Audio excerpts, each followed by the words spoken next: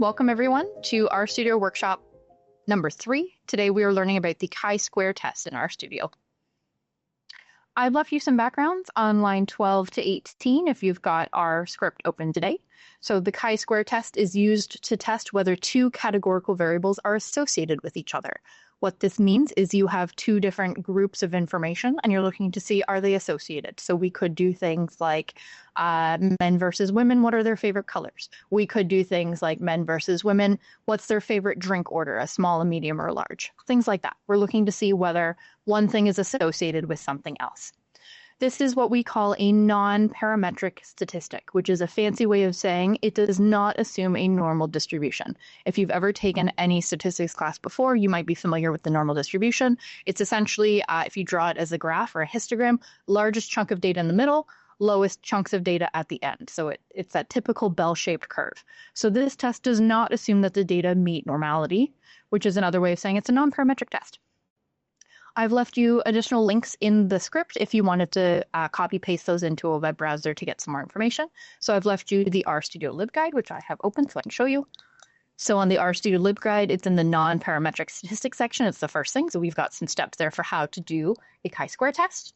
And I've also left you links for the RStudio documentation for using the chi-square.test function and also the layered statistics guide because they do a decent job of explaining why you might use this test and the assumptions of the test. So if you have a fresh RStudio open, you might notice your global environment in the top right is empty. You might not have anything open yet. I don't have anything open. It's my first time opening R today. So we can start by setting our working directory and opening our data set so we can use it to do work. So we set our working directory. There are many ways to do this, but we can click the Session button at the top of the screen. We can click the Set Working Directory button, and then we can click the Choose Directory button. So we will click Session, Set Working Directory, Choose Directory. That should open your File Explorer, so you can go through your file structure on your computer to where you have saved today's fake data set. So on my computer, this is Documents, Classes and Workshops, Lindsay's Workshops, Micro Workshops, RStudio. My File Explorer shows that there is nothing here, but I know that this is the correct location, so I can say Open. If you have clicked Session, Set Working Directory, Choose Directory, and you've located where you have saved the file for today, you should get some blue text down in the bottom left in our console that starts with set WD left bracket. The left bracket denotes its function. And then it's got your specific location of where you have your file saved. So what you want to do is copy all of this blue text, but not the greater than symbol, not that blue Pac-Man. So we'll copy the blue text and we can paste it on line 23. That means the next time you run this script, it will point to your directory because right now your script points to my directory, which will not work on your computer because your file structure is different. So you copy the blue text and you paste it on line 23. Another good tip to make sure that this worked is in the bottom right in the Files window. You should be able to see the data and anything else that you have in the folder that you have pointed to. So I have fake data, I have RStudio Micro 1, RStudio Micro 2, RStudio Micro 3. So that's another tip that you're in the right spot is if in the Files window you see the location you asked it to point to. So if you have clicked Session, Set Working Directory, Choose Directory, and you've copied that line of code onto line 23, and you can see the files in your file window, you're in the right spot. You have appropriately set your working directory. You have told the computer where is the file you want to work with. The next step is once you've told the computer where the file is, you have to actually tell it to open the file. So that's going to be on our line 25. We're going to use the read.csv function because I sent you a CSV file. It's the easiest function to open, or it's the easiest file type to open in RStudio. It's a base R. We can use this read.csv function, give it our brackets because it's a function, give it some quotation marks, and give it the exact name of the file exactly as written. So capital F fake underscore capital D data dot CSV. And we're going to give that a name. So we're calling this fake data because I'm very original. You can call this whatever you want. People use DF for data frame a lot. It's good to call this a name. So you could call this chi underscore data because you know you're about to do a chi-square test. You can name it whatever you want. But if you're following along in the script I wrote, I just called it fake data. So we're going to do the reads.csv function. And it has to be spelled exactly correctly or else you'll get an error code. So If I highlight line 25 or place my cursor somewhere on line 25, I can click this run button in the top right, kind of in the middle top right. I will get some blue text down in the bottom left in our console showing the line of code that I ran. And in the top right in our global environment, it's no longer empty. I should now have something that says data, fake data. And if I wanted, I could open this to make sure it downloaded correctly or opened correctly from my computer. So I can double click the title fake data, and this will open up my sheet, kind of like it's in Excel, but it's in RStudio. So it shows me a gender column, a fake data 1 column, a fake data 2 column, a fake data 3 column, a fake data 4 column, a color column, and a group column. We don't need to keep this open, so we can close this if we want, and it'll pop us back to our script. So we have set our working directory. We've opened our file. The next thing we want to do is start checking what we call our assumptions. So I'll actually take a second to show you. If we go to line 18, I can grab the layered statistics guide. I did not write this guide, but I do recommend looking at it because it's useful. And if I open my layered statistics guide, it looks something like this. The reason why I send people to these guides is it gives you a little intro of why might you use the specific test. And it gives you a really quick, easy breakdown of what are the assumptions of this test. Assumptions are just a fancy way of saying there are certain rules for each test that we must follow. And if you break the rules, you might not be able to use the test. So you want to check the rules to make sure you're passing all the rules that you have to in order to actually use the test appropriately. So in the RStudio script, I have written down that we're going to check some of our assumptions.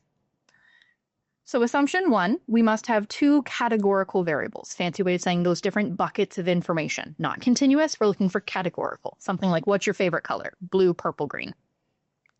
So to run a chi-square test, we need to have 2 categorical variables. This is often denoted as FCT, or factor, data type within RStudio. There are other ways to write a categorical variable, but factor type is very common. There's a common package we can use for reviewing data to make sure we've got the right data type. We can install and load what is called tidyverse. If you have come to any of my former workshops, you probably have already run what's on line 30, which is install.packages, left bracket, quotation mark, tidyverse, end quotation mark, end bracket. If you already have tidyverse installed, which is to say you took it from the internet and you put it on your computer, you do not need to rerun line 30. And what you can do is you could actually put the comment, the hashtag, the £sign at the front of that line, so that if you come back to the script, you don't run that line by accident, if you have already run it.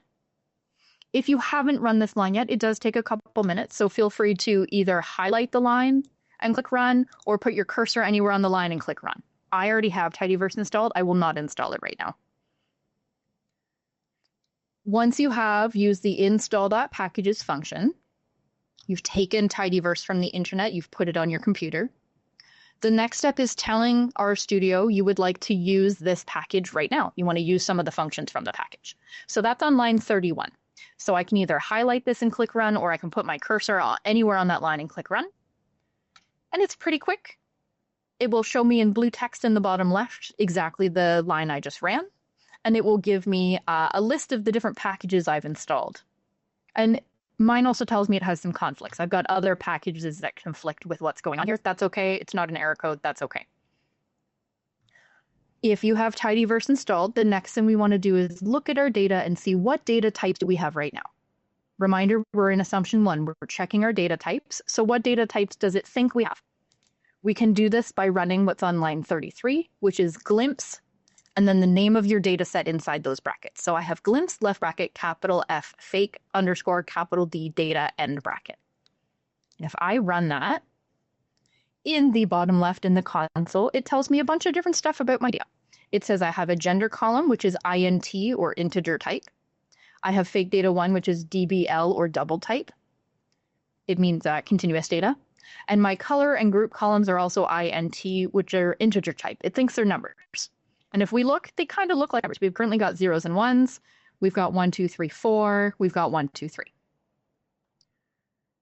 If something has opened incorrectly on your computer, so I've left an example for if gender is mislabeled. If we double click on fake data, we might get our headers not opening correctly. So sometimes you'll get like an I with a double omicron.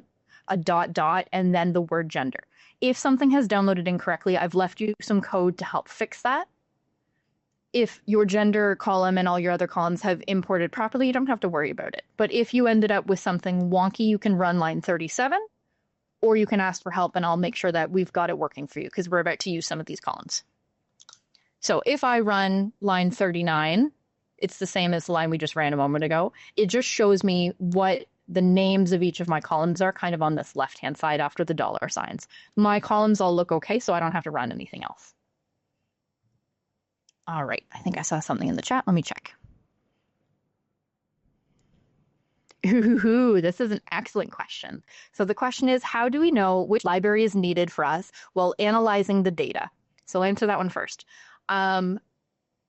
If you try to use something, so let's say you found a function online or you got a script from someone else and you're trying to use a certain function, if you try to run it and it says this function doesn't exist, for example, or cannot find this function, you know that you probably haven't installed or loaded the library that you need. It might be both steps, it might be just one. It might be you forgot to load the library. So for example, if I had not run line 31 library tidyverse, and I tried to use the glimpse function, it will break and essentially tell me, you can't do that. Like, what is this glimpse function? So if you're trying to run something and you've already got a script, for example, from me, everything in the script is there so that it's going to work properly for you. But that's not always the case. Sometimes you might write your own script or sometimes you might get something else. So to know which library exists, I can show you an example. Let's say I wanted to use the glimpse function. I could do !glimpse. So I can write this down in the console. If I know this is a function I'm trying to use and I don't remember what library it's from, I can ask RStudio and I can click enter. And it will open up in the help window in the bottom right where you might find that from. So ours is actually from this middle option, dplyr. This is from tidyverse. So if you're trying to get a glimpse of your data, I can click this option. And it says glimpse is from dplyr. You might not be familiar enough to know all of the functions that are within tidyverse. But if you put in the name of your function and you get in the squiggly brackets here the name of the function and the name of the library, the package, the piece of the package, because tidyverse is the whole package, dplyr is part of that package. It's one of the chunks in there. You could Google this to be like, well, where is this even from? And if you Google this, it will tell you it's from tidyverse. So then you'll be like, oh, okay, I need tidyverse.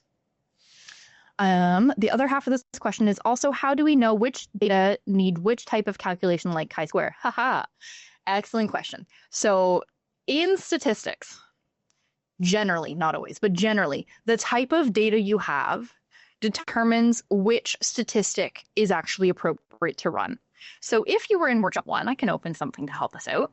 If you were in workshop 1, you would have gotten a Word document from me as well as a script. If you open the Word document, I called it RStudio Micro 1 Introduction. If you scroll all the way to the bottom of this Word document, I left you a handy flowchart that I created to help you determine which data type and which test. So in our case, we have what are called nominal variables, i.e. just categorical variables. So if we look at our 3 bubbles, we've got one for categorical, one for continuous, and another for subcontinuous. But if we have what we call categorical variables, your only real option is the chi-square test, if you only have categorical and you're trying to do an inferential statistic. So you could use something like the flowchart to help you decide which kind of test is appropriate. I also have this on the RStudio LibGuide. So if you, I'll move this over here as well. If you are on my LibGuide and you're in the parametric inferential statistic page, it will show you the same flowchart. So you don't have to open the Word document if you don't want to. If you were like, oh, it might be on the guide somewhere. I have also put this on the guide to help you kind of pick which test might be appropriate. This is also why checking your assumptions are really important, and why I'm starting each of these little workshops by showing you what the assumptions are. The assumptions are really important because if you're trying to do a test that needs continuous data, for example, and you try to do something that only works on categorical data, the system might let you do it, or it might be smart enough to tell you it won't work. But you need to know as the researcher which thing is actually appropriate. So double checking your assumptions is always wise. Excellent questions today, folks. You're thinking like researchers. Okay, I'll close this now. All right. So we had just double checked that our data imported correctly, and we're still checking our data types. So I mentioned gender, color, and group. These are categorical variables. You aren't using color as a continuum, for example. You're either going to like red or you're going to like blue, for example. So we have to change the data types because it's listing them as integer because right now we've imported them as numbers, as 0 and 1. So RStudio is treating them as numbers when really that's not the case. We want to treat these as what we call factors. So on lines 43, 44, and 45, you can highlight all three at the same time if you want and click Run. What these are doing, on line 43, for example, I'm using the as.factor function. We know it's a function because it's got those left and right brackets. And then within those brackets, we have the name of the data set, so fake data, the $ to say which column am I trying to do something to, and then the name of the column as written. So if I go to my fake data set, it's capital G gender. So I'm saying within this fake data set, treat the gender column like it's factor data. Line 44, in the color column in the fake data set, treat that as a factor. And line 45, in the group column in our fake data set, treat that as a factor. So now we're going to double check that this worked. But on line 47, if we run our glimpse function, we now see gender is FCT, factor type, i.e. categorical. Color is FCT, and group is FCT. So we have changed our 3 categorical variables to factor type, which means RStudio will treat them like they are categorical variables. So that's our assumption 1. Make sure your data type is assigned correctly. The other thing I've left for you is, let's say you don't want to have to open up another document to figure out what 0 mean and what 1 means. That's a little confusing. We don't always want to try to remember what 0 and 1 means. In our color group, what's 1, what's 2, what's 3, what's 4? We could use numbers, or we could add text. And if we add text, it might be a little bit easier for us as humans to read what's going on. So lines 51, 52, and 53, we're going to use the recode function. And the recode function will let us take those numbers and switch them to text to make our lives a little easier. So let me read you through what's happening. In the recode function on line 51, we're going to use our fake data set, $ to tell us which column we're working in. We're going to change the gender column first. We're going to say 0 is equal to men, and 1 is equal to women. So what we're doing there is we're just recoding the data to make sure it's got the words instead of the numbers. Same thing on line 52. We're going to say 1 is equal to blue, 2 is equal to pink, 3 is equal to green, and 4 is equal to orange. That's our color column. And then on line 53 with our group column, 1 is a small drink, 2 is a medium drink, 3 is a large drink. So if you want, you can highlight all 3 of these at the same time and click Run, or you can do them one at a time. It will give us our blue text down at the bottom, i.e. everything worked. If you have red text, let me know. You shouldn't have an error code right now. And this is just going to recode them so they're equal to the words. If we want, we could rerun line 47, and we can see now instead of 0s and 1s, we actually have our words instead. So it's just a way to make your life a little bit easier. And it's still listed as factor type. So we've met assumption 1, 2 categorical variables, and the data type is listed as factor within RStudio. There's one other assumption for this test, assumption 2. Each categorical variable must have 2 or more independent groups. So we can look at we're going to use gender and color. We're going to look at our data set real quick. It's hard sometimes to double check whether something meets what we call independence. Independence means something quite specific in statistics land. So it's difficult if you already have the data set, i.e. it's secondary data, you got it from somewhere else. If you're running something like an experiment or giving out a survey, it's a little bit easier for you as a researcher to know whether something is truly independent. It's a fancy way of saying 1 row per participant. You're only allowed to participate 1 time, and hopefully you're doing something like random sampling, so getting a whole bunch of different people. If you were to ask only your friends, is that truly independent? Probably not. So we're not going to cover that too much in the series, but independence means something very specific. what we can do is we can just kind of look at our data and say, do we think that each of these are unique individual people? So for example, column 1, they identify as a man. They've got a score for fake data 1, fake data 2, fake data 3, fake data 4. They identified the color pink, and for a group, they picked small. If we squint at this a little bit, it looks like they're probably all unique individual people. We don't know for sure.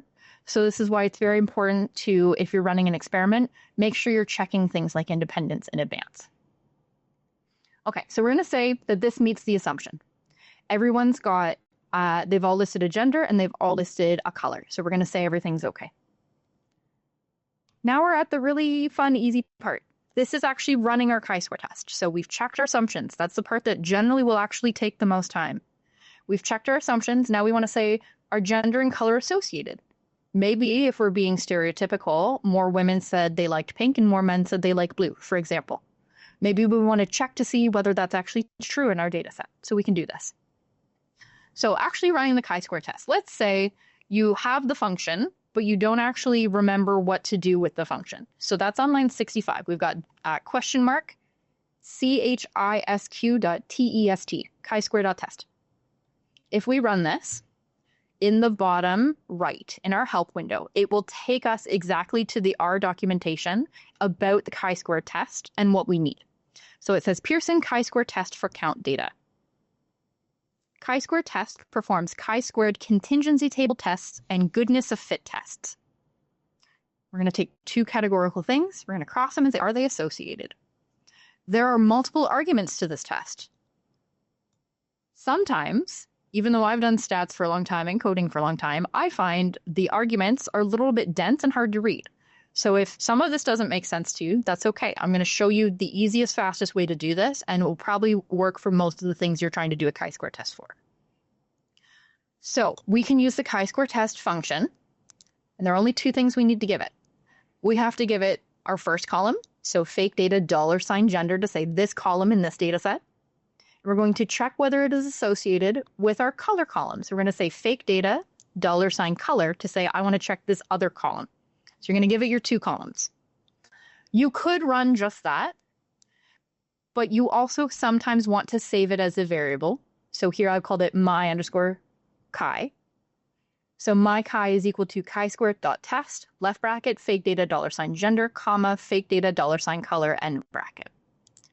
What this will do is it will save our result to our global environment, and it's called my chi, and it's a list of 9.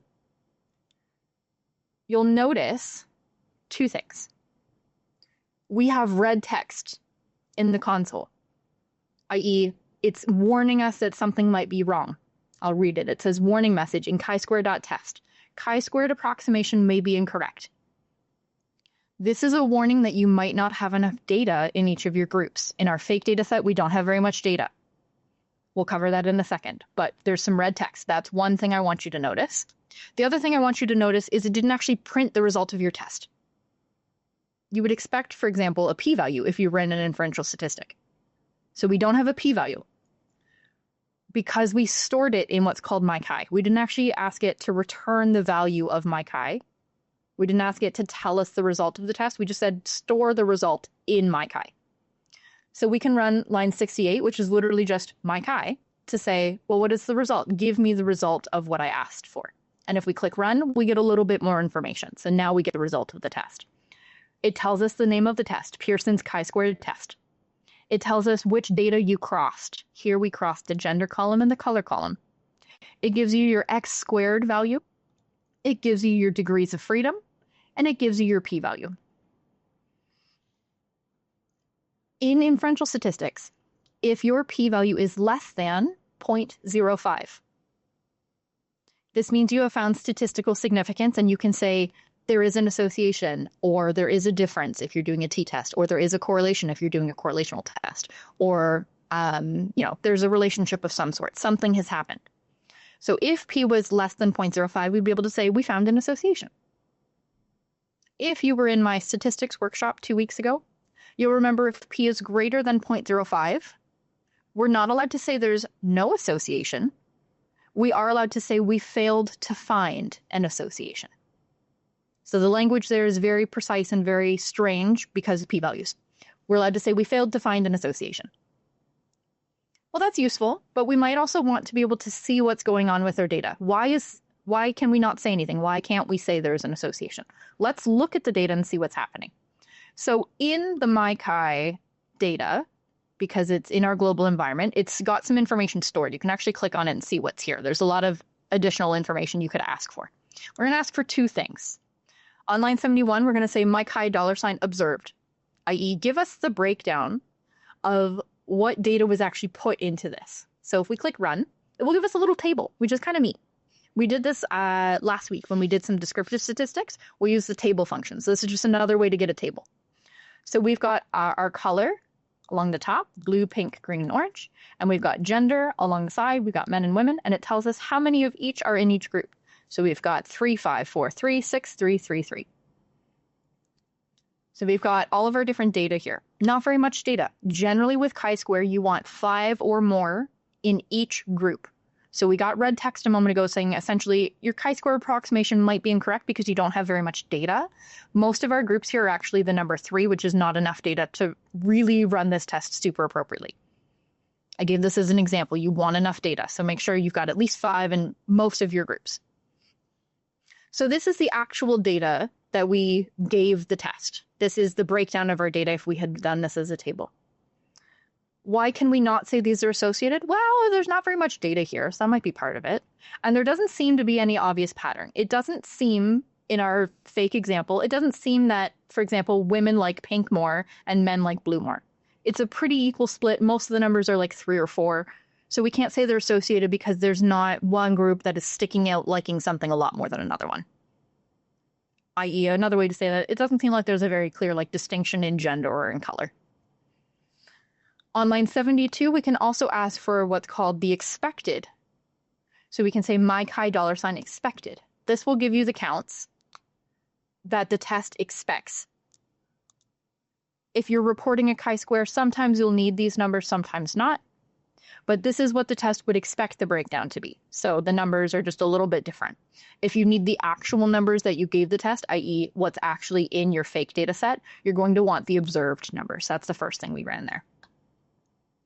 I've left you a warning here. If more than 20% of your cells have expected counts of 5 or fewer, you may not be able to trust the results of the test. And that's the warning message we got earlier. All right. I've left you one more thing here about running the test. We've ran the test. We've got our p-value. We can't say whether these are associated, gender and color. But there's something else you might want too. P-values are one piece of the story, but more and more in statistics land, we're moving towards approximation. We're moving towards adding additional information. So something like a confidence interval. So what we can get here is what we call an effect size. It's an additional piece of information that says our p-value is one piece of information, but how large is this effect really? Not just is the effect statistically significant, but how big is it? Because something can be statistically significant, be an itty-bitty tiny effect or a really big effect. So we want to know how big is this effect. To calculate our effect size with a chi-square test, the effect size is what's called Kramer's V. We're first going to need to run line 82, and I will run this with you because I don't have this package on this computer. We're going to run install.packages left bracket quotation mark CONFINTR end quotation end bracket. We're going to get the confidence interval package. So it's going to take a second, and then you'll get a little bit of red text, but it'll tell you where it stored the package. No problems there. Everything ran. We're going to run line 83 because we took the package from the internet, but we still have to tell RStudio we would like to use this package right now. So we say library confinter. I do get a warning message. It says confinter was built under R version 4.3.3. It didn't say it didn't work. It didn't say there's a problem with it. It's just warning me that it was built under a different version of RStudio compared to the version I'm using, and that's okay. Depending which version of RStudio, if you're using 4.3.3, you might not get this message. To actually calculate Kramer's V, it's the Kramer's V function, CRAMERSV, left bracket, and then you give it the name of what you called your chi-square test. I called mine MyChi. So Kramer's V, left bracket, MyChi, right bracket. If I run this, it will give me just a number. So it's 0.23. Different fields have different ways of explaining how big or small a confidence interval is. sorry, I said confidence interval, how big or small an effect size is. This is your effect size. A 0.2 is considered a small effect size. It can be hard to find statistical significance if your effect size is small and if your sample is pretty small. So it makes sense that our p-value is non-significant here. And that's okay. We would still probably report this. So I've left you, how do you write your results? We've got a fancy squiggly X. It's not just a capital X, it's the chi-square symbol. So we've got a fancy squiggly X, some brackets to say 3, which is your degrees of freedom. So when we ran the test earlier, it said degrees of freedom was equal to 3.